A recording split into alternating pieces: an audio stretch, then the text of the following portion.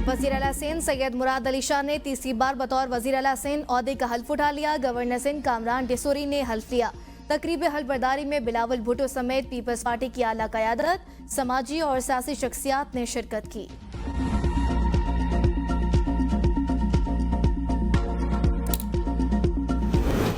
Governor Punjab ने Punjab assembly का इजलास कल सुबह 11 बजे तलब कर लिया। सदारत स्पीकर पंजाब असम्बली मलिक मोहम्मद अहमद खान करेंगे। एक रोज़ा इजलास के एजेंडे पर सप्लीमेंट्री ग्रांट्स की मंजूरी ली जाएगी। सप्लीमेंट्री ग्रांट्स की मंजूरी के बाद इजलास गैर मुअय्यना मुद्दत तक के लिए मुलतवी होगा।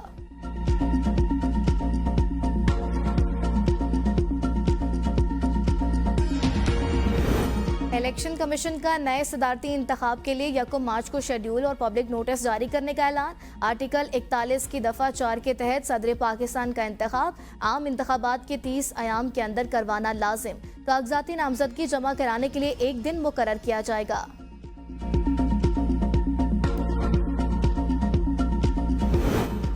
बलोचिस्तान असम्बली का इजलास कल दोपहर 3 बजे तलब। 9 मुंतखब अरकान असम्बली हल्फ उठाएंगे। स्पीकर जान जमाली की अदम मौजूदगी में सुमर खान अचकजई प्रिजाइडिंग ऑफिसर मुकर्रर। इजलास में शिरकत के लिए अरकान असम्बली की आमद का सिलसिला जारी। असम्बली सेक्रेटेरिएट में तैयारियां मुकम्मल। अमन व अमान की सूरत हाल, खराब मौसम और मुतवक्के एहतजाज की बिना पर मेहमानों को कार्ड्स जारी करने पर पाबंदी। सिक्योरिटी के फुल प्रूफ इंतजामात। पंजाब असम्बली का इजलास कल सुबह 11 बजे तलब। इजलास में पंजाब के कम मुद्दत के बजट की मंजूरी। मुतवक्के इजलास की सदारत।